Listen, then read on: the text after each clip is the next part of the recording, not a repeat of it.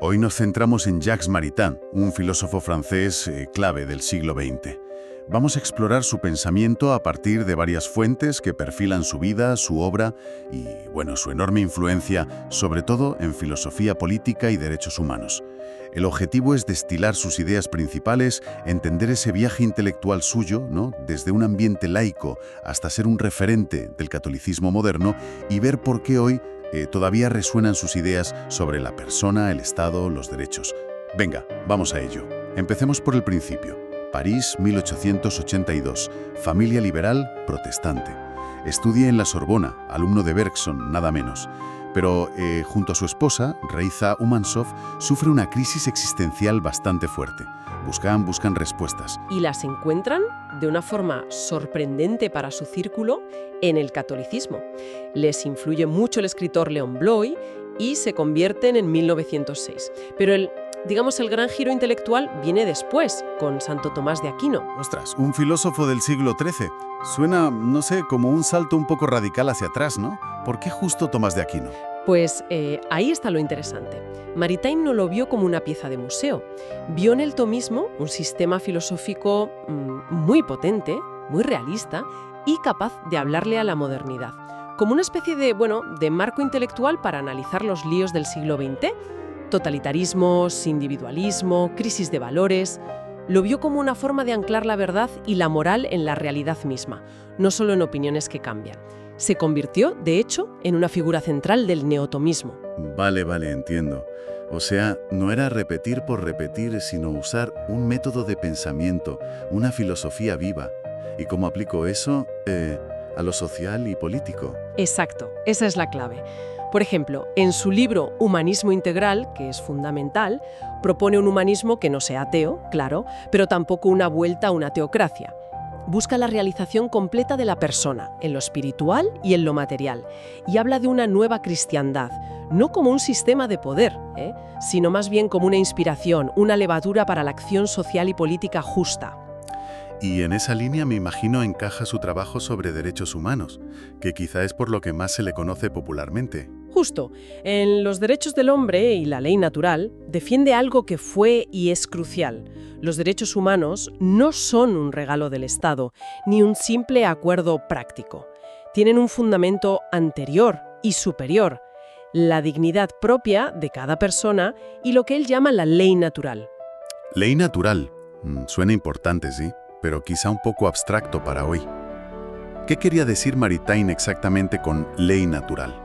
A ver, para él era como una especie de instrucciones éticas básicas inscritas en nuestra propia naturaleza, en la realidad, y accesibles a la razón, no algo místico.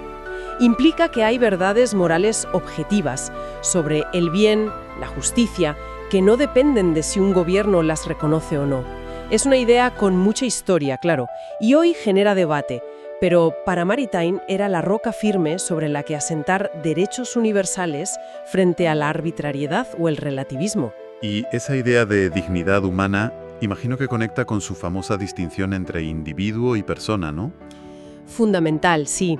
Distingue el individuo, que es la parte material, miembro de la sociedad, sujeto a sus leyes, a las necesidades del grupo, y la persona, que es el ser espiritual, único, con una dignidad que nadie le puede quitar, abierto a algo más grande, a la trascendencia, un fin en sí mismo. Y esto es clave. El Estado está al servicio de la persona y no al revés. Esta idea, empapa toda su visión de una democracia personalista. Pluralista, sí, pero orientada siempre al bien común. ¿Y qué es exactamente ese bien común para Maritain? ¿Es simplemente sumar los bienes de cada uno y ya está? No exactamente. Es algo más complejo y rico. Sería el conjunto de condiciones sociales, la paz, la justicia, el orden, el acceso a bienes materiales, pero también culturales y espirituales, que permiten a todas las personas, desarrollarse plenamente. Incluye una dimensión moral, no es solo bienestar material. Y claro, implica una autoridad legítima que lo procure y una cierta redistribución para que sea realmente común, para que todos participen de él.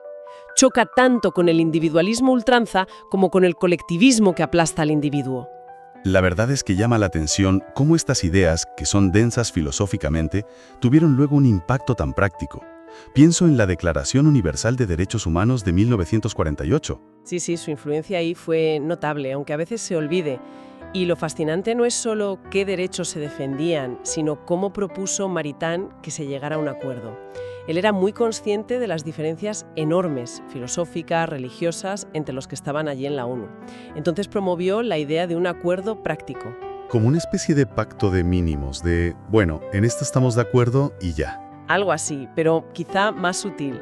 La idea era, miren, a lo mejor nunca nos ponemos de acuerdo en el porqué último de estos derechos, si vienen de Dios, de la razón, de la naturaleza, da igual ahora. Pero podemos ponernos de acuerdo en qué derechos son esenciales para vivir juntos con dignidad. Fue una estrategia, la verdad, muy pragmática y muy inteligente para lograr un consenso operativo en un mundo fracturadísimo. Un buen ejemplo de filosofía buscando soluciones reales. Viendo todo esto, la verdad es que surge la pregunta, ¿por qué seguir leyendo a Maritain hoy? ¿Qué nos dice en pleno siglo XXI? Pues yo creo que por varias razones importantes. Primero, su insistencia en que los derechos humanos necesitan un fundamento objetivo, más allá de modas o consensos pasajeros.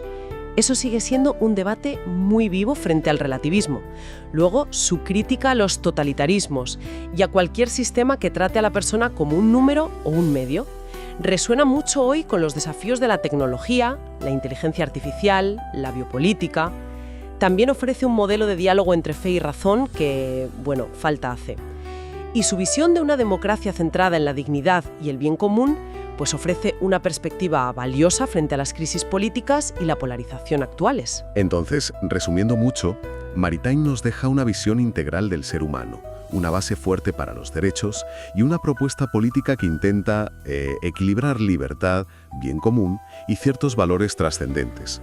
Un intento de unir lo perenne y lo moderno. Exacto.